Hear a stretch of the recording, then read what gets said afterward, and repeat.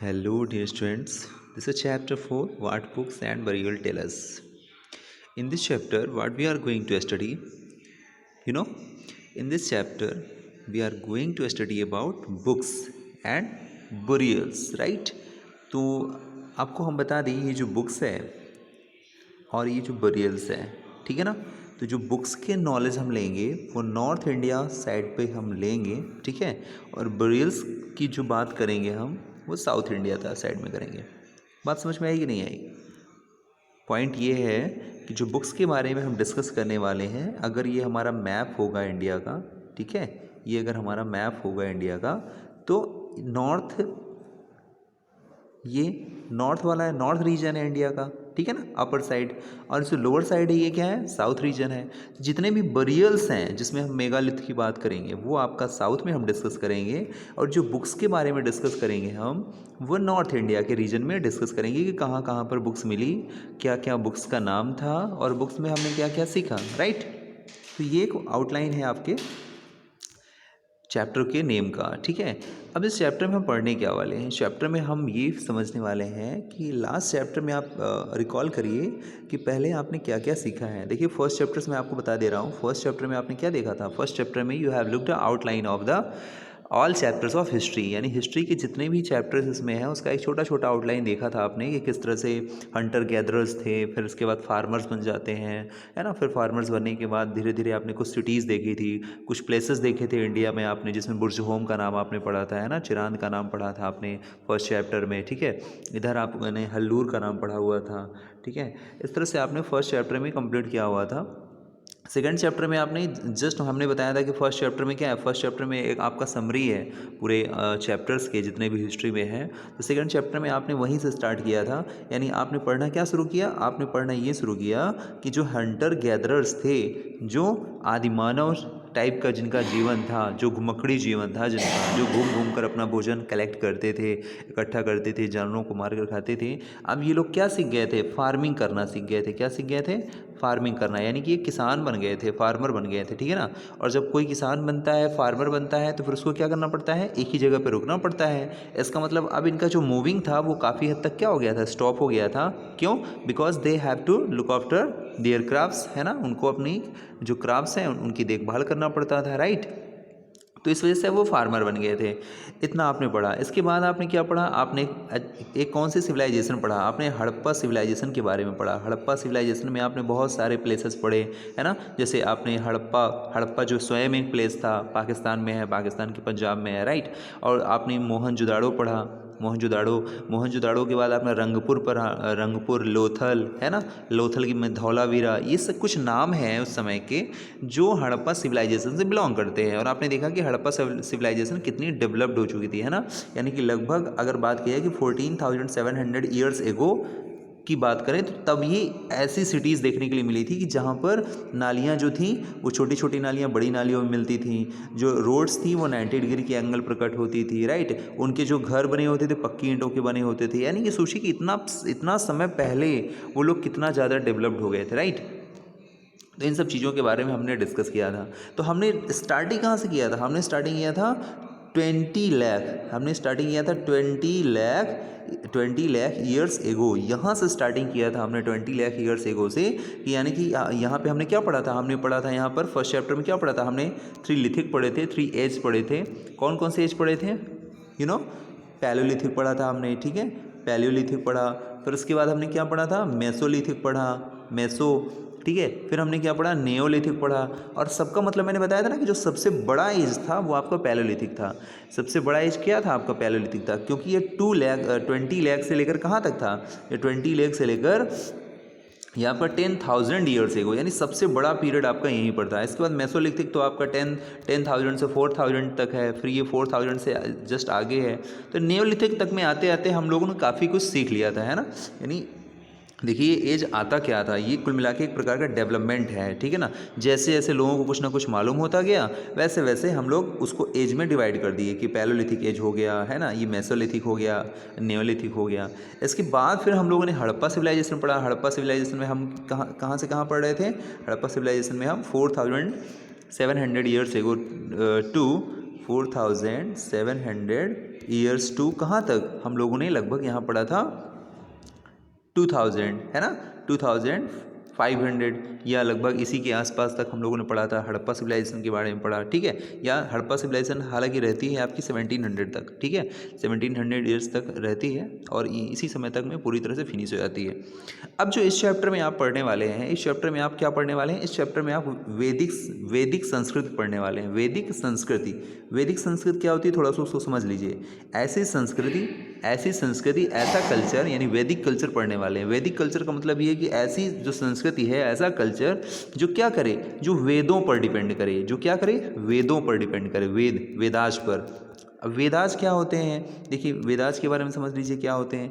वेद क्या होते हैं, वेद कुछ नहीं है, वेद एक तरह से आपका एक नॉलेज, जैसे बुक्स होती है ना आपकी, वैसे ही वेद है।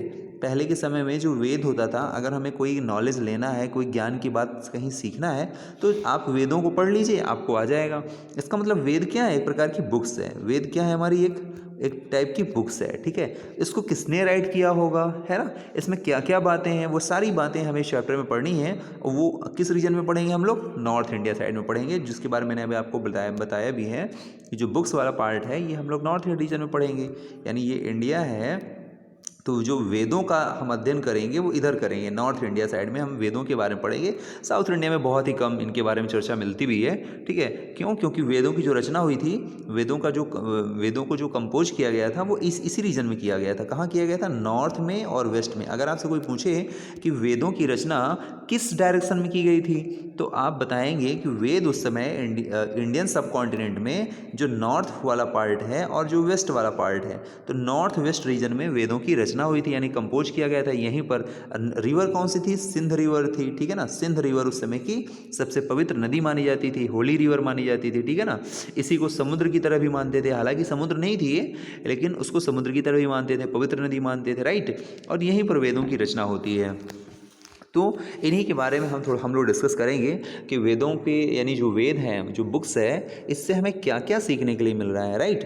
तो इन सब चीज़ों के बारे में डिस्कस करेंगे। आई होप आपको समझ में आ गया होगा कि हम लोग क्या पढ़ने जा रहे हैं, ठीक है। एक बार मैं फिर से आउटलाइन दे दूं आपको कि हम क्या पढ़ने जा रहे हैं। हम बुक्स के बारे में पढ़ने जा रहे हैं कि जो एंशियंट बुक्स थी, तो एंशियंट बुक्स में नाम किसका आ रहा है, वेदों का नाम आ रहा है। सबसे पुरानी बुक्स में नाम किसका आ रहा है, वेदों का नाम आ रहा है। यानी वेद एक ऐसी बुक्स थी, ऐसी ओल्डेस्ट आपकी बुक होगी जिससे आपको क्या मिलेगा, आपको हिस्ट्री की जानकारी मिलेगी, ठीक है ना। हिस्ट्री की, यानी अभी तक आप लोग हिस्ट्री की जानकारी कहाँ से ले रहे थे, एविडेंस से ले रहे थे। एविडेंस जो पुरानी खुदाई कर करके जो भी आपको मिल रहा था, उससे आप हिस्ट्री बना रहे थे। अब हिस्ट्री कहाँ से बनने जा रही है, अब बुक्स के माध्यम से बनने जा रही है, ठीक है ना। यानी कि हिस्ट्री को जो हिस्टोरियन उनके पास, हमने बताया था ना आपको, उनके पास कई तरीके होते हैं हिस्ट्री को सर्च करने का। तो एविडेंस खुदाई करके भी पता कर लेते हैं, जो आर्कियोलॉजिस्ट होते हैं। अब आर्कियोलॉजिस्ट क्या करेंगे, बुक्स के माध्यम से पता करेंगे कि पहले के लोग कैसा जीवन बिताते थे। लेकिन ये आपको एक टाइम पीरियड भी याद रखना है। ये जो टाइम पीरियड चल रहा है वो 1500 ईयर्स एगो के आगे का चल रहा है। ये बुक में पता नहीं दिया है कि नहीं दिया, बट आप अपने माइंड में सेट कर लीजिए कि हम लोग धीरे धीरे बीसी में आगे बढ़ रहे हैं। हम लोग बीसी में कहाँ है, आगे बढ़ रहे हैं। और एक समय आएगा जब हम लोग बिल्कुल जीरो में पहुंच जाएंगे और फिर हम लोग आगे एडी की बात करना शुरू कर देंगे। यानी जिस समय आप लोग अभी एडी में है ना, 2020 आपका एडी चल रहा है, यानी फिर हम लोग इधर एडी में आ जाएंगे। लेकिन अभी हम लोग कहाँ चल रहे हैं, बीसी में चल रहे हैं, राइट। तो ये आपको ध्यान देना है। बीसी का मतलब आपको बताया था ना, बर्थ ऑफ क्राइस्ट, ठीक है ना। और एक होता है सीई, है ना, कॉमन एरा, जिसको आप लोग एडी बोलते हो, है ना, एनी डोमिनी बोलते हो। तो ये इस समय तो ये चल रहा है, लेकिन अभी पहले क्या चल रहा था, बीसी चल रहा था। यानी कि अगर हम बात करें बीसी और एडी की, तो मैं आपको फिर से एक बार रिकॉल करा दे रहा हूँ। आपको मैंने बताया था कि जैसे ये लाइन है हमारी जीरो, ठीक है, ये जीरो है। तो जीरो से जब हम इधर आगे जा रहे हैं, फर्स्ट आगे जा रहे हैं, तो ये हमारा क्या है, एडी है, ठीक है ना, एनी डोमिनी, जिसको हम लोग सीई भी बोलते हैं, कॉमन एरा। और ये जो पीछे वाला पार्ट है ये क्या है, बीसी है। तो अभी हम लोग पीछे ही हैं, लेकिन हम लोग बढ़ के आ चुके हैं। कैसे, हम लोग 20 लाख से लेकर हम लोग कहाँ तक आ गए हैं, हम लोग यहाँ 1500 ईयर्स तक आ गए हैं, राइट। अब 1500 ईयर्स से लेकर 500 ईयर्स तक, 1500 ईयर्स से लेकर कहाँ तक, 500 ईयर्स तक हम लोग वेदों के बारे में पढ़ेंगे, यानी कि वैदिक कल्चर के बारे में पढ़ेंगे, राइट। तो वैदिक कल्चर में क्या है, वेद होते हैं। वेद क्या है, बुक है, जिसके माध्यम से हमें क्या मिल रहा है, हमें हिस्ट्री की जानकारी मिलती है कि उस समय का जो जीवन है, जो लाइफ है, जो लोगों का, वो कैसे रहा होगा। तो इस समय जो हमारे पास जो सबसे बड़ा फैक्ट निकल के आता है वो बुक्स है। यानी बुक्स के माध्यम से हम पता कर पाएंगे कि कैसे हिस्ट्री हमारी थी, राइट। अब चलते हैं, स्टार्ट करते हैं। ठीक है, ये देखिए मैरी है, ये लाइब्रेरी में जाती है, इसके बारे में आप देखेंगे कि लाइब्रेरी में जाती है, वहाँ देखती है बहुत सारी बुक्स रखी रहती है, राइट। तो उसको थोड़ा सा इंटरेस्ट लगता है कि कैसे इसके बारे में जानेंगे। आप इसको पढ़िएगा। One of the oldest books in the world. अब आपको पता है कि संसार की सबसे पुरानी पुस्तक कौन सी है? सबसे पुरानी ओल्डेस्ट बुक, तो आप नाम याद रखिए, ऋग्वेद है। क्या नाम है? ऋग्वेद। आपको हम बता दें कि आपकी जस्ट इसमें भी आगे दिया भी है कि वेद, अगर वेद क्या है? बुक्स है, ठीक है, एंशियंट बुक्स हैं, सबसे पुरानी बुक्स है। क्या इससे फ़ायदा मिलता है? फ़ायदा हमें इससे ये मिलता है कि हमें एंशियंट जो फैक्ट हैं, जो प्राचीन तथ्य हैं, हमें उनकी जानकारी मिलती है। हमें एंशियंट पीपल के बारे में जानकारी मिलती है। हमें एंशियंट उनकी लाइफ स्टाइल के बारे में जानकारी मिलती है। ओल्डेस्ट लाइफ स्टाइल, पुरानी उनका जो जीवन है, कैसे हिस्ट्री हमारी धीरे धीरे बढ़ते बढ़ते आज हम लोग इस लेवल पे आ गए हैं, ठीक है ना, हम लोग यहाँ तक आ गए हैं। तो किस तरह से हमारी जो एंशियंट हिस्ट्री है उसके बारे में अब हमें जो जानकारी मिल रही है वो वेदों के माध्यम से मिल रही है। ये टाइम पीरियड कौन सा चल रहा है? याद रखिएगा, 1500 BC के जस्ट आगे से लेकर 500 BC तक अभी हम लोग इसके बारे में पढ़ेंगे, है ना, जिसमें हमारा बुक्स का सबसे बड़ा रोल होगा, राइट। किस रीजन में, इंडियन सब कॉन्टिनेंट में रीजन में पढ़ रहे हैं? नॉर्थ वेस्ट रीजन में पढ़ रहे हैं। नॉर्थ वेस्ट रीजन में बुक्स जो निर्माण हुआ इनका, जो कंपोज हुई, वो नॉर्थ वेस्ट में रीजन हुई, ठीक है। तो देखिए मैं बार बार उन्हीं बातों को रिपीट कर रहा हूँ, आप लोग इन बातों को एक बार ध्यान से सुनेंगे, समझेंगे, दिमाग में बैठाएंगे, तो of course you can understand. Okay, it is not a very tough. You have to imagine कि in ancient time what happened, कुछ ऐसा हुआ होगा, ठीक है। यू हैव टू इमेजिनेशन, ठीक है ना, you have to imagine, right. So imagination will be strong. If your imagination will be strong, so then you can understand the history better. Okay, other if you are not thinking, so without thinking you cannot understand. Why? Because you are not looking like this, you are only imagine, ठीक है। And in imagination you have to store in the thoughts and the concept in your mind through the imagination, right, कि हाँ ऐसा कुछ हुआ है। अब कुछ फैक्ट तो राइट है उसमें भी, देखेंगे। ओल्डेस्ट बुक्स का नाम मैंने क्या बताया कि ऋग्वेद है, तो इसका मतलब ऋग्वेद कहाँ आया? Rigveda is the part of Veda. तो वेद के कितने पार्ट होते हैं? कितने पार्ट में? 4 पार्ट। याद रखिएगा, पहला है ऋग्वेद, दूसरा है आपका सामवेद, ठीक है, फिर है आपका यजुर्वेद, और फिर क्या है? अथर्ववेद, ठीक है। इस तरह से 4 बुक्स थी आपकी। जो सबसे लास्ट में आई वो अथर्ववेद है, राइट। और जो सबसे फर्स्ट आई वो ऋग्वेद है। अब देखिए इसके बारे में डिस्कस कर लेते हैं फटाफट, ठीक है।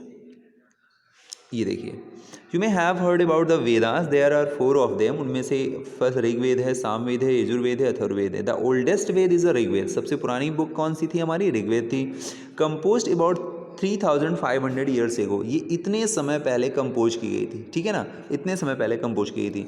The Rigveda includes more than 1000 hymns. Rigveda में कितने हेम्स हैं? तो आपको पता होना चाहिए कि 1000 से भी अधिक हैं।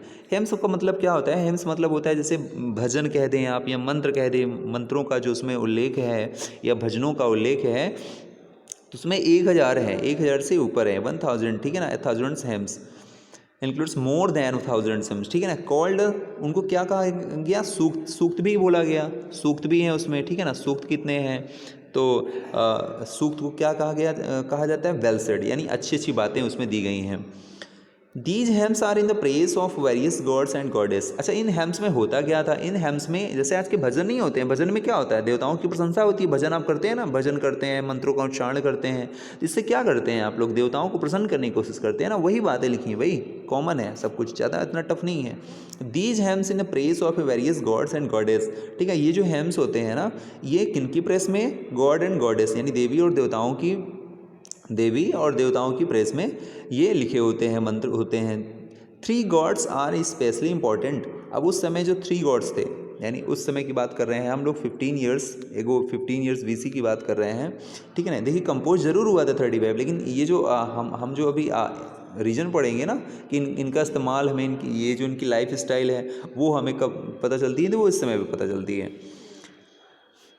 तो दीज हम, हाँ, 3 गॉड्स कौन कौन से हैं? पहले गॉड है अग्नि, स्पेशली सबसे इंपॉर्टेंट है आपके अग्नि।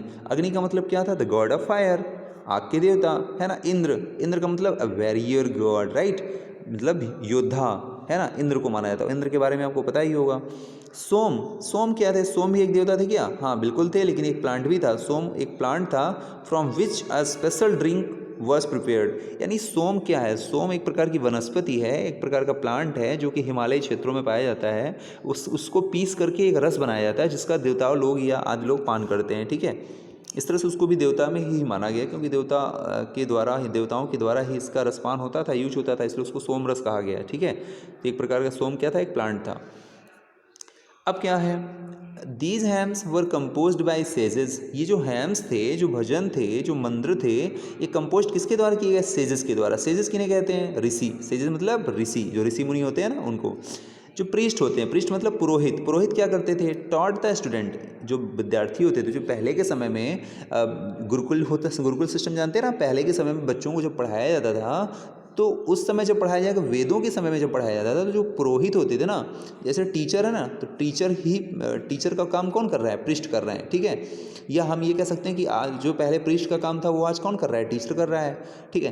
तो priest taught student to recite and memorise each level word and sentence bit by bit. क्या होता था कि जो प्रीस्ट होते थे वो बच्चों को पढ़ाते थे टू रिसाइट करवाते थे, बोल बोल कर, है ना। मेमोराइज यानी लिखाने का काम नहीं हो रहा है यहाँ पे, कि बच्चों को लिखाया जाए, राइटिंग वाइटिंग का काम नहीं हो रहा है यहाँ पे बस उनको बोल बोल कर जो बातें सिखाई जा रही हैं। जैसे आज हमने कोई बातें किसी बच्चे को सिखा दी, ठीक है, सीनियर को, अब वो अपने जूनियर को कॉल कर करके सिखा देगा, ठीक है, फिर वो उनको जूनियर को सिखा दे। तो ऐसे ही धीरे धीरे कहीं ना कहीं वो बातें एक पूरी सोसाइटी में फैल जाती हैं, और आगे आने वाली जो जनरेशन है वहाँ पर भी वो लोग फैल जाती हैं। तो ये जो बातें पहले सीखी गई वो उनको सिखाई गई, फिर इस तरह से धीरे धीरे पीढ़ी दर पीढ़ी जो है, जनरेशन टू जनरेशन ये ट्रांसफ़र होता रहता है, राइट। तो वर्ड ईच लेवल यानी बिट बाय बिट, एक एक वर्ड के बारे में विद अ ग्रेट केयर, बहुत ही सावधानी के साथ में पढ़ाते थे, सिखाते थे। मोस्ट ऑफ हिम्स जो थी वर कंपोज्ड टॉट, जो अधिकांशतः जो हिम्स थी उनको कंपोज किया गया, पढ़ाया गया, लर्न बाय मेन, है ना, ज़्यादातर मेन के द्वारा ही, यानी वीमेन का रोल यहाँ पे नहीं है, मेन का ही रोल है, मेन द्वारा सिखाया जाता था और मेन ही सीखते थे। अब फ्यू वर कंपोज्ड, उनमें से जो कुछ थे कंपोज्ड बाय वुमेन, लेकिन उनमें से कुछ जो क्या है वुमेन के द्वारा भी कंपोज हुई हैं, लेकिन मोस्ट किसके बारे में लगा हुआ है? मेन के बारे में, राइट। लेकिन मोस्ट लगा हुआ है मेन में, कि मतलब अधिकांशतः जो है मेन ये करते थे, ठीक है ना। Most of the hymns were compose and taught and learned by men, men के द्वारा होता था। लेकिन कुछ एरिया पर आप फ्यू लिखा है ना, फ्यू में यानी कुछ महिलाएं भी थीं, ऐसा नहीं था कि पूरी तरह से महिलाओं का वहाँ पर विमेन का कोई रोल ही नहीं था। तो ऋग्वेद किस लैंग्वेज में है? तो दिया है the Rigveda is in old and Vedic Sanskrit language में। और संस्कृत लैंग्वेज बड़े आराम से उनकी संस्कृत लैंग्वेज जो उस समय पे लिखी जाती थी वो थोड़ा टफ थी, लेकिन है तो संस्कृत लैंग्वेज ही, जिसको आराम से हम लोग समझ सकते थे। और मान लीजिए अगर समझ नहीं पाते हैं तो हम लोग उनको अपनी लैंग्वेज में भी कन्वर्ट कर सकते हैं, राइट। तो which is different from the Sanskrit you learn in the school days, ये आजकल की जो संस्कृत आप स्कूल में पढ़ते हो ना उससे डिफरेंट है। देखिए Sanskrit and other language, Sanskrit और जो दूसरी लैंग्वेज है उनके बारे में थोड़ा सा डिस्क्रिप्शन है, आप उनको देख सकते हैं। देखिए क्या दिया है, Sanskrit is a part of a family of a language known as Indo European. Sanskrit हमारी एक ऐसी लैंग्वेज है ना, एक ऐसी लैंग्वेज बन गई है नॉन इंडो यूरोपियन के नाम से जाना जाता है। भारोपी इसको बोलाया गया, क्या बोला गया? भारोपी का मतलब होता है भारत और यूरोप, ठीक है। तो some Indian language such as Assamese. अच्छा ये जो क्वेश्चन कई बार पूछा जाता है कि जो हमारी जो संस्कृत लैंग्वेज है, जो हम वो किस लैंग्वेज से जानी गई, किस नाम से और जानी गई? तो भारोपी नाम से जानी गई, हिंदी में या इंग्लिश में इंडो यूरोपियन नाम से जानी गई, ठीक है। Some Indian language such as Assamese, कुछ भारतीय जो लैंग्वेज थी उनमें थी असमी थी, गुजराती थी, हिंदी है, कश्मीरी है एंड सिंधी है, इस तरह से बहुत सारी लैंग्वेज हैं, ठीक है। एंशियन और एशियन लैंग्वेज कौन सी है? Asian language such as Persian, many European language कौन सी हैं? Such as English, French, German, Greek, Italian and Spanish belong to this family. अब देखिए लैंग्वेज बहुत सारी हैं, हमारी लैंग्वेज भी हैं असमी, गुजराती, हिंदी, कश्मीरी, ठीक है। कुछ एशियन लैंग्वेज में भी हम पर्सियन को पढ़ते हैं, और यूरोपियन लैंग्वेज में इंग्लिश, फ्रेंच को पढ़ते हैं। ये जितनी भी लैंग्वेज अलग अलग सब कॉन्टिनेंट की हैं, ये कहीं ना कहीं एक दूसरे से क्या कर रही हैं? बिलोंग करती हैं। देखिए हमारा इंडिया ऐसा है। अब ये जो हमारा साउथ वाला रीजन है, इसके आसपास में बाहर जो भी कंट्री होगा उसकी लैंग्वेज यहाँ से बिलोंग करेगी, ठीक है। यहाँ जो हमारे एरिया होंगे, जैसे पंजाब है इधर हमारा, ठीक है ना, राजस्थान है, जम्मू कश्मीर है, तो इधर जो कंट्री होगी वो लैंग्वेज इससे हमारी कंट्री से बिलोंग करेगी। यानी जो रीजन जिसके पास में है वहाँ की लैंग्वेज क्या होती है? थोड़ा बहुत मिक्स होती है, थोड़ा बहुत समझी जाती है और बोली भी जाती है, ठीक है। जैसे आप लोग अपने गांव में रहते हैं तो एक गांव की जो लैंग्वेज होगी, बगल वाला कोई गांव होगा तो उस गांव के लोग भी उसको जानते होंगे, लेकिन उससे बहुत दूर कोई गांव है तो वो उसको नहीं जानता होगा, ठीक है, वो उस लैंग्वेज को नहीं जानता होगा। तो इसमें देखिएगा ये सब पार्ट थे उसके। They are called family because they are originally had words in common. Take the words, देखिए एग्जांपल ले रहे हैं यहाँ पे। वर्ड्स क्या है, जैसे मात्र है, तो मात्र क्या है, संस्कृत में मात्र कह रहे हैं, ठीक है, लेकिन हिंदी में उसको क्या बोलते हैं, माँ, और इंग्लिश में मदर बोलते हैं। इस तरह से ये देखिए पार्ट है उसी का, ठीक है, बात वही है लेकिन थोड़ा थोड़ा वर्डिंग में चेंज है। तो आप लोग इसको पढ़ लेंगे, है ना, पढ़ाएं हम फिर से। एक देखिए अदर लैंग्वेज क्या है, used in subcontinent. Other language subcontinent में क्या क्या इस्तेमाल की, जैसे belong to the different families, belong करती थी, जैसे मैंने बताया ना कैसे बिलोंग कर रही थी। अब आप देखेंगे उसका एग्जाम्पल, और फॉर इंस्टेंस, इंस्टेंस मतलब example, those use in the north east belong to the Tibeto Burman family. अब देखिए जो नॉर्थ ईस्ट वाले लोग हैं, जैसे ये हमारा इंडिया है, ठीक है, ये हमारा नॉर्थ रीजन है, ये हमारा वेस्ट रीजन है, ये ईस्ट रीजन है, और ये वेस्ट रीजन है। तो यहाँ पर बात किसकी की जा रही है, नॉर्थ ईस्ट, यानी नॉर्थ और ईस्ट यानी इस रीजन की बात की जा रही है। ये किससे बिलोंग कर रही है language, to the Tibeto Burman family. अब तिब्बत कहाँ है, तिब्बत तो यहीं पर है, बर्मा कहाँ है, बर्मा यहाँ पे है। तो मैंने बताया ना था कि जो हमारे यहाँ की लैंग्वेज है, बाहर की जो कंट्री है ना, उन्हीं की लैंग्वेज से बिलोंग करेगी। अब वो पास की जो कंट्री होगी उससे। अब ऐसा नहीं कि जो हमारे यहाँ की जो लैंग्वेज है वो यहाँ से बिलोंग करेगी, यहाँ से बिलोंग नहीं करेगी, ठीक है। यहाँ वाली लैंग्वेज जो तिब्बत बर्मन फैमिली वो यहाँ से बिलोंग नहीं करेगी, वो अब उसी पास से बिलोंग करेगी ना। तो इस तरह से एक फैमिली बन गई। और जैसे कुछ फैमिली अभी यहाँ बन जाएगी, ठीक है, यहाँ एक फैमिली बन सकती है, यहाँ एक फैमिली बन सकती है, यानी जो रीजन जिसके पास में है उससे बाहर जो कंट्री है उससे भी हम लोग अटैच हो पाते हैं। जैसे सेकंड एग्जांपल इसमें क्या दिया है, देखिए तमिल, तेलुगु, कन्नड़, मलयालम। अब देख तमिल ये कहाँ पे है, देखो तमिल कहाँ पे है, यहाँ तमिलनाडु में है ना, तेलुगु कहाँ पे, आंध्र प्रदेश में, कन्नड़ कहाँ पे, कर्नाटक में, मलयालम कहाँ है, केरल में। तो ये लैंग्वेज यहाँ पे है। इसका मतलब या तो कोई लैंग्वेज कोई कंट्री इधर की या तो कोई कंट्री इधर की, उससे ये बिलोंग करेगी। तो आगे क्या दिया, belong to the Dravida family. तो द्रविड़न फैमिली कहाँ पे है, यहीं पे तो है द्रविड़ फैमिली, इनको द्रविड़ फैमिली कहा गया। And the language spoken in Jharkhand, Jharkhand यहाँ पे है, Jharkhand and parts of central India, यानी ये हमारे सेंट्रल इंडिया का से बिलोंग करेगी, बिलोंग टू द, इसको क्या बोला गया, ऑस्ट्रो एशियाटिक फैमिली बोला गया, ठीक है। तो इस तरह से बिलोंग करती हैं। थोड़ा सा आपको समझ लेना है, बाकी इस पर इतना फोकस नहीं करना है आपको, थोड़ा सा एक बार रीडिंग बस कर लेना था इसको, ठीक है। ये संस्कृत लैंग्वेज किस तरह से पूरे उस पर बिलोंग कर रही। अब आप फोकस यहाँ से करिए। The books we use written and printed, जो बुक्स थी, द बुक्स वी यूज, आज हम लोग जो यूज करते हैं वो क्या होती हैं, रिटन होती हैं। जैसे मैं आपको जो बुक्स पढ़ा रहा हूँ ये रिटन है ना और प्रिंटेड है, ठीक है, तभी तो हम पढ़ा रहे हैं आपसे।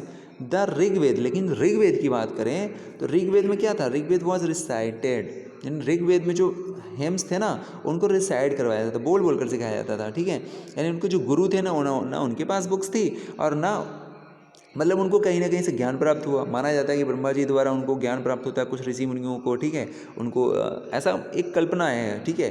तो उनको ज्ञान प्राप्त हुआ, नॉलेज हुआ, और उन्होंने अपने स्टूडेंट को सिखाना शुरू कर दिया, विद्यार्थियों को भी, शिष्यों को भी, ठीक है।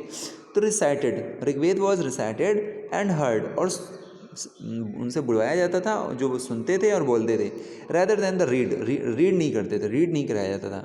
और आज भी अगर आप लोग बोल बोल कर पढ़ते हैं ना तो आप लोगों को जल्दी लर्न होता है। ध्यान से टीचर की बात सुनिए और फिर घर में बोल बोल कर पढ़िए तो ज़्यादा आपको लर्न होगा। So it was written down several centuries after it was first compose.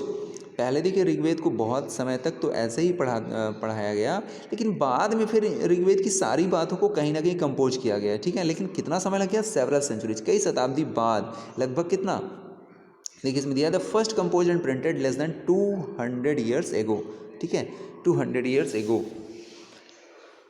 पहला कंपोज हुआ। इतने समय बाद फिर इसको कंपोज किया गया, प्रिंट किया गया, लिखा गया, ठीक है। लेकिन उस समय पर इतना डेवलपमेंट नहीं था। How historian study the Rigveda, जो हिस्टोरियन है वो ऋग्वेद को कैसे स्टडी करते हैं। The historian like archaeologist, historian कहें या आर्कियोलॉजिस्ट कहें, जो आर्कियोलॉजिस्ट जैसे होते हैं, फाइंड आउट करते हैं about the past,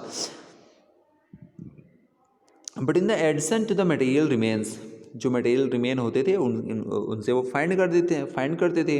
they examine written source as well, और जो रिटन सोर्स होते थे उनसे भी हिस्ट्री फाइंड करते थे। Let us see how the study in Rigveda, तो ऋग्वेद की स्टडी कैसे करते हैं। तो देखेंगे some of the hymns in Rigveda are in the form of dialogues. अब क्या था कि जो हेम्स थे ऋग्वेद के, जो हेम्स थे वो क्या थे, डायलॉग फॉर्म में थे। डायलॉग का मतलब क्या होता है, डायलॉग का मतलब होता है जैसे एक पर्सन इधर है एक पर्सन इधर है, तो उन दोनों के बीच में बातचीत चल रही है, कम्युनिकेशन हो रहा है, इसी को हम लोग, जो कम्युनिकेशन होता है वो डायलॉग फॉर्म में होता है। तो कौन सा एग्जाम्पल इसमें आगे आता है, this is a part of one such A him, ये हिम का एक पार्ट था, यानी भजन का, मंत्रों का एक पार्ट था। Dialogue between the sage named, अब देखिए एक डायलॉग आपके एग्जाम्पल के रूप में आ रहा है, किन के बीच में है डायलॉग, एक ऋषि थे जिनका नाम था विश्वामित्र, है ना, एंड टू रिवर्स, दो नदियां थी, ब्यास और सतलज, ब्यास और सतलज। याद करिए, आपको यहाँ पर जब मैंने इंडस रिवर पढ़ाया था, तो इंडस रिवर के टाइम पे मैंने आपको बताया था ना कि यहीं पर झेलम है, चिनाब है, सतलज है, ब्यास है, रावी है। तो उन्हीं में देखिए ब्यास और सतलज ये पवित्र नदी मानी जाती हैं, ठीक है, हमारे भारत की, इनको पूजनीय है, पूजा की जाती है नदियों की। तो उस समय इनको नदी तो है ये, लेकिन उस समय ये नदी किससे बात कर रही थी, ये विश्वामित्र ऋषि से बात कर रही थी, ठीक है। That were worshipped at a goddess.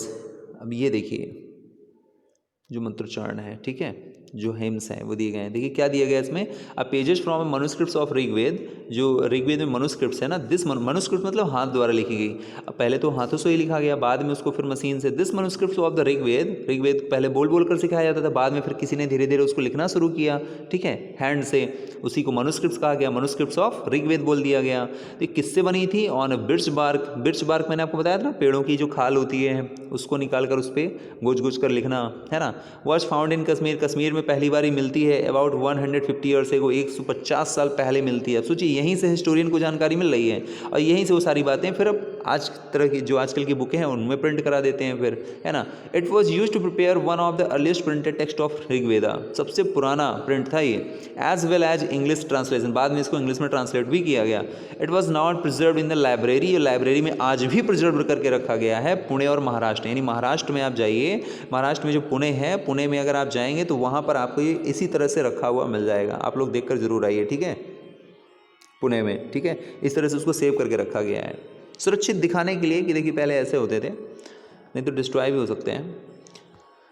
अब देखिए यहाँ विश्वामित्र एंड रिवर्स के बारे में बात होती है, जो अभी हमने बताया ना, विश्वामित्र और टू रिवर्स कौन सी, सतलज एंड ब्यास। ये देखिए विश्वामित्र कहते हैं, ओ रिवर कम डाउन, तुम नीचे आ जाओ, फ्रॉम द माउंटेन्स, एक पर्वत से नीचे आओ, है ना, पर्वत में पर्वतों पे होती है नदियाँ, पर्वत से तुम नीचे आ जाओ, टू शिफ्ट हॉर्सेज, जैसे एक घोड़े में बैठ के लोग आते हैं ना, like the two shining cow, एक चमकती हुई गाय की तरह, ठीक है ना, and the lick their calves, जो एक गाय अपने बच्चों को क्या करती है, जैसे अपनी जो गाय होती है वो अपने बच्चों को क्या करती है, लिक करती है, चाटती है, ठीक है ना, अपने जो बछड़ों को क्या करती है, चाटती है।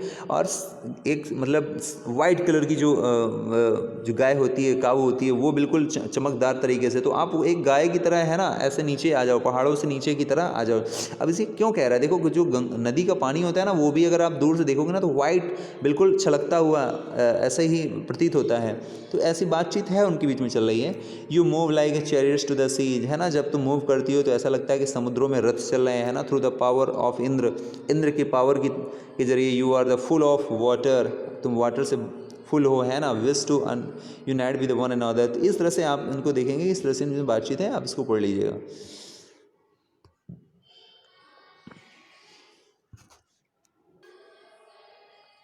देखिए कैटल, हॉर्सेज एंड चैरियट्स, क्या था, कैटल मतलब मवेशी जहाँ जानवर रहते हैं, हॉर्सेस एंड चैरियट्स के बारे में, चैरियट्स मतलब जो रथ होते हैं। देखिए इसमें क्या है कि there are many prayers in the Rigveda for cattle. Rigveda जो बुक थी उसमें बहुत सारे हैम्स थी, उन हैम्स में बहुत सारी प्रेयर्स थी, ऐसी प्रेयर्स थी जिसमें कैटल के लिए प्रेयर्स थी, है ना, चिल्ड्रंस स्पेशली सन, चिल्ड्रंस के लिए, एंड हॉर्सेस घोड़ों के लिए, एंड हॉर्सेस वर योग्ड, जो घोड़े होते थे, हॉर्स होते थे, वो योग्ड मतलब उनको लगा दिया जाता था, कैसे, जो रथ होते थे ना, रथ को खींचने में, that were used in the battles, जो युद्ध में इस्तेमाल होते थे। ये सारी बातें किस में दी गई हैं, ये सारी बातें आपके ऋग्वेद में दी गई हैं कि घोड़ों को रथ में बांध योग कर दिया जाता था उनके, है ना, और जिससे वो तेज़ी से दौड़ते थे। विच वर फॉर टू कैप्चर, वो किस लिए आते थे, लड़ाई करने के लिए आते थे। टू कैप्चर अ कैटल, क्या कैप्चर करने के लिए, कैटल यानी मवेशी। अब आप समझिए कि जो ऋग्वेद है, जो ऋग्वैदिक एज है, अभी हम लोग पैलेओलिथिक एज वहाँ पढ़े थे, अब यहाँ पर एक ऋग्वैदिक एज पढ़ रहे हैं आप। ऋग्वैदिक जो काल है, इस ऋग्वैदिक एज में भाई ऋग्वेद बुक से नॉलेज मिल रहा है हमें, ऋग्वेद बुक से नॉलेज मिल रहा है, तो इसलिए हम इसको ऋग्वैदिक बोल रहे हैं, ऋग्वैदिक एज बोल रहे हैं, यानी इस समय जो एज है, जो इस समय का समय है, इस समय क्या है, इस समय लोग क्या कर रहे हैं, कैटल मतलब मवेशी को पकड़ने के लिए युद्ध कर रहे हैं। अब सोचिए, यानी जानवर को पकड़ने के लिए युद्ध कर रहे हैं। और उस समय का सबसे इंपॉर्टेंट जानवर कौन सा था, एनिमल कौन था, काऊ ही था। क्या था, काऊ। यानी गाय को पाने के लिए, गाय की इच्छा के लिए लोग युद्ध करते थे, लड़ाई करते थे ऋग्वैदिक एज में। Battles were fought for land, जो युद्ध होते थे वो ज़मीन के लिए भी लड़े गए, है ना, कि ये ज़मीन हमारी, which was important for the pasture, कि इम्पॉर्टेंट ये था कि पास्चर के लिए भी लड़ते थे। फॉर ग्रोइंग हर्डी क्रॉप्स, खेतों किसानी के लिए भी, that ripened in the quickly, जो जल्दी पक जाती थी, such as barley. Some battles were fought for water to capture and people. इस तरह से युद्ध इन सब चीज़ों के लिए लड़े गए, ठीक है ना, सभी तरह से कुल मिला के। Some of the wealth that was obtained was kept by the leaders। अगर युद्ध के दौरान जो लीडर होता था उसको कुछ भी मिलता था ना, तो some was given to the priest। वो किसको किसको दिया जाता था, प्रेस्ट को दिया जाता था, यानी पुरोहित पंडित, है ना, जो सिखाते थे, टीचर। एंड द रेस्ट जो बचता था डिस्ट्रीब्यूटेड, आपस में बांट लिया जाता था एमंगस द पीपल, जितने लोग भी होते थे। सम वेल्थ, जो कुछ धन बचता था, was used to performance of yajna, जो थोड़ा बहुत धन बचता था वो यज्ञ के काम आता था। यज्ञ मतलब उससे यज्ञ कर लिया जाता था। यज्ञ मतलब होता है यज्ञ करना, यज्ञ मतलब सेक्रीफाइस करना, आहुति देना। और सेक्रीफाइस का मतलब होता है जैसे यज्ञ होता है ना, तो यज्ञ में किसी जानवर की आहुति दिया या किसी और चीज़ की आहुति दिया, तो इस तरह से यज्ञ करके वो प्रसन्न करते थे अपने देवी देवताओं को। Sacrifices in which the offering का मतलब यही है कि यज्ञ में क्या क्या डालेंगे ये लोग, ठीक है ना, घी डालेंगे, है ना, और बहुत सारे हमन डालेंगे, और बहुत सारी चीज़ों को डाल के ऑफरिंग कर करके वो, उसी को सेक्रीफाइस कहा गया। Sacrifices in a which offering were made into the fire, जो आग से बनी होती थी, यानी यज्ञ वेदी। These were made for God's and goddess. इसका मतलब ये था कि जो वो किसके लिए था, इनका मतलब गॉड्स एंड गॉडेस के लिए था। ऑफरिंग कुड इंक्लूड, ऑफरिंग में क्या क्या इंक्लूड होता था, घी है, ग्रेन है ना, and in the some cases animal. ये देखिए एनिमल्स दिया हुआ है। इसका मतलब वो लोग जो यज्ञ करते थे ना, यज्ञ करते थे, तो उस यज्ञ में घी डालते थे, ग्रेन डालते थे। जैसे आज भी लोग यज्ञ नहीं करते हैं तो घी डालते हैं ना, हमन डालते हैं ना, वही सारा। और आज थोड़ा कम हो गया है, लेकिन अभी भी कुछ लोग क्या करते हैं, एनिमल्स जो जानवर होते हैं ना, उनकी बलि दे देते हैं, उसी को सेक्रीफाइस भी कहा गया। Most men took part in these wars, बहुत से जो लोग होते थे युद्धों में भाग लेते थे। There was no regular army, उनके पास क्या थे, कोई रेगुलर आर्मी नहीं होती थी, ठीक है ना, उनके पास कोई सेना नहीं होती थी कि नहीं वो बहुत बड़ी लंबी सेना रखे हुए हैं। अचानक से उनके पास जो जितने भी लोग होते थे ना, उनको कलेक्ट करके युद्ध कर लेते थे। बट देयर वर असेंबलीज, लेकिन असेंबली जरूर थी। ये इंपॉर्टेंट है कि उस समय रेगुलर आर्मी तो नहीं थी उनके पास, रेगुलर आर्मी नहीं थी, बट उनके पास क्या थी, असेंबलीज थी। असेंबली मतलब सभा। सभा का काम क्या होता था, वेयर पीपल मेट, जहाँ पर लोग मिलते थे, डिस्कस्ड मैटर ऑफ वॉर, युद्ध के बारे में डिस्कस करते थे, एंड पीस, शांति के बारे में कि भाई युद्ध करना गलत है, थोड़ा, है ना, शांति रखना चाहिए। दे आल्सो चूज लीडर, वो अपने लीडर को चुनते थे, चुना करते थे। हु वर ऑफन ब्रेव, जो बहुत बहादुर होता था, और स्किलफुल वॉरियर्स होता था, यानी कि उस योद्धा को क्या करता था, योद्धा जो है स्किलफुल वॉरियर योद्धा था, ठीक है। Words to describe people, words to describe people, क्या था, वर्ड्स टू डिस्क्राइब पीपल, यानी शब्दों के माध्यम से हम क्या कर रहे हैं, लोगों के बारे में डिस्क्राइब कर रहे हैं। There are several ways of describing people, बहुत सारे ऐसे तरीके थे जिनसे हम लोगों को डिस्क्राइब कर सकते हैं। इन टर्म, कौन कौन से वर्ड थे जो पीपल को डिस्क्राइब करते हैं, the term of the work they do, the language they speak, and the place belong to their family, their communities and the cultural practices. Let us see some of the words used to describe the people found in the Rigveda. अब आइए देखते हैं कौन कौन से word हैं। There are two groups who are described in the terms of their work, the priest and sometimes called Brahmins, and who performed various rituals, and the Raja. यानी पहला जो वर्ड था प्रेस्ट था, ठीक है। प्रेस्ट का काम क्या होता था, समटाइम्स कॉल्ड ब्राह्मण, इनको ब्राह्मण कहा जाता है। ब्राह्मण क्या करते थे, ये परफॉर्म्ड वेरियस रिचुअल्स, यानी यज्ञ काम कराना, पूजा पाठ कराना, है ना, ज्ञान देना, ये सब सारा काम ब्राह्मण का होता था। दूसरा वर्ड क्या था इंपॉर्टेंट, राजा। तो पहला तो प्रेस्ट था, दूसरा क्या था, राजा, यानी राजा और पुरोहित, यही दो वर्ड इंपॉर्टेंट है। राजा का काम क्या होता था, प्रेस्ट का काम तो समझ में आ गया। राजा काम था, these raja were not like ones you will be learning about later. ये राजा वो वाले राजा नहीं हैं जो अभी आप आगे वाले चैप्टर में पढ़ने वाले हैं, कि मतलब राजा है तो फिर वो अपने राज्य में राजा शासन करेगा, फिर वो दूसरे राज्य में भी शासन करेगा, लड़ाई कर लेगा, है ना, लड़ाई करके युद्ध करके जीत लेगा उसको भी, फिर और अपना विस्तार करेगा। ये राजा इस समय के ऋग्वैदिक एज के राजा इस टाइप के नहीं थे। तो कैसे थे फिर, they did not have capital, इन राजाओं के पास इनकी कैपिटल नहीं होती थी, जबकि अमूमन राजा के पास क्या होती है, उनकी एक राजधानी होती है, कैपिटल होती है, सिटी होता है, पैलेस होता है, महल होता है, आर्मी होती है अमूमन। लेकिन यहाँ के जो राजा हैं ऋग्वैदिक एज के, इनके पास ये सब कुछ नहीं होता था। इसका मतलब अभी हिस्ट्री की शुरुआत हो रही है, राइट। धीरे धीरे राजा भी हमारे चेंज होंगे, है ना, राजाओं के मन में भी धीरे धीरे बहुत कुछ आएगा। Not the day collect tax, ये राजा टैक्स भी नहीं कलेक्ट करते थे। लेकिन अमूमन राजा क्या करते हैं, अमूमन राजा जो होते हैं, आगे जब जिन राजाओं के बारे में पढ़ेंगे, उनके पास कैपिटल भी होगी, शहर भी होगा, पैलेसेस भी होगा, आर्मी भी होगा और टैक्स भी कलेक्ट करेंगे, राइट। लेकिन ऋग्वैदिक एज के जो राजा थे वो इस टाइप के नहीं थे। Generally sons did not automatically succeeded father as raja. अच्छा, ये इंपॉर्टेंट है इसमें कि जो राजा का पुत्र है वो राजा नहीं बनेगा, ठीक है ना, succeeded father as raja. Two words were used to describe the people. अब इसमें टू वर्ड्स पीपल को डिस्क्राइब करने के लिए इस्तेमाल और होते हैं, उनको भी हम देखते हैं क्या है। द कम्युनिटी, कम्युनिटी का मतलब होता है पूरा, जितने भी लोग हैं वहाँ के। वन वॉज द वर्ड जन, पहला जो क्या था वर्ड था। तो जन का मतलब क्या है, आगे इसमें देखेंगे जन का मतलब क्या है, ठीक है। देखिए जन विच भी स्टिल यूज इन हिंदी में इसको इस्तेमाल कर, आज भी हिंदी में इस्तेमाल होता है जन का, है ना। जन मतलब लोगों का समूह। अदर लैंग्वेज में क्या था, द अदर वॉज विस, यानी जन भी है विस भी है, ठीक है। इन दो वर्ड का इस्तेमाल हो रहा है। द वर्ड वैस, अच्छा ये वैस से जो आया वर्ड, ये किससे निकल के आया, विस से ही निकल के आया है। You will be learn about more about this chapter 5। अच्छा, मैं आपको वैस से आ गया तो थोड़ा सा एक बार आपको बता दूं कि जो हमारा पहला सोसाइटी था, जो स्टार्टिंग में जब हम लोग सोसाइटी हमारी डिवाइड हुई थी ना, वो फोर पार्ट में डिवाइड हुई थी। पहला था ब्राह्मण यानी ब्राह्मण वर्ग के लोग, फिर दूसरा था क्षत्रिय यानी क्षत्रिय वर्ग यानी राजा लोग जो थे, वैश्य का मतलब जो व्यापारी लोग थे, और लास्ट में क्या था, शूद्र थे। शूद्र मतलब जो इन सभी से नीचे थे, और ये जो शूद्र होते थे ये क्या करते थे, इन सभी की सेवा करते थे, सर्विस करते थे। यानी वैश्य का कॉपरेट करते थे, अगर वैश्य को व्यापार में कोई काम करना है तो ये कॉपरेट करते थे, राजा का कोई काम करना है तो ये शूद्र वहाँ सेवा करते थे, ठीक है ना, दास और दासी के रूप में, है ना। ब्राह्मणों के यहाँ भी छोटे मोटे काम करने पहुँच जाते थे, ठीक है। इस तरह से शूद्रों का काम इन तीनों की सेवा करना था। तो इसमें जो वैश्य वर्ड आता है ना, ये वैश्य वर्ड विस से ही आया है। अब आगे देखेंगे इनका इस्तेमाल किस तरह से हो रहा है। सेवरल विस और जन, कई सारे जो विस और जन थे, चाहे विस कहें या जन कहें, इसका मतलब बात एक ही है, ठीक है। आर मेंशन्ड बाय नेम, इनका नेम किस तरह से मेंशन मिलता है ऋग्वेद में, जैसे पुरजन, जिसे कहते हैं ना पुरजन, और विस। तो पुरजन का मतलब क्या है, यानी पुरजन के लोग। अब अलग अलग मतलब एक क्राइटेरिया बन रहा है कि पुरजन यहाँ रहते हैं तो पुरजन के लोग, है ना। तो भारत जन यहाँ रहते हैं, यानी भारत मैंने बताया था ना कोई ट्राइब्स थी, तो भारत जन के लोग हैं, ये भारत जन के लोग हैं या भारत विश्व के लोग हैं। यदुजन, ये यदुजन के लोग हैं, जैसे यदुजन में आपने पढ़ा था ना कि कृष्ण भगवान जो थे हमारे, वो यदुजन वंश से थे, यदुजन विश्व से थे, है ना, एंड सो ऑन, इसी तरह से और भी चीज़ें। अब देखिए इसमें आगे क्या है, sometimes the people who compose the hymns described themselves as Arya.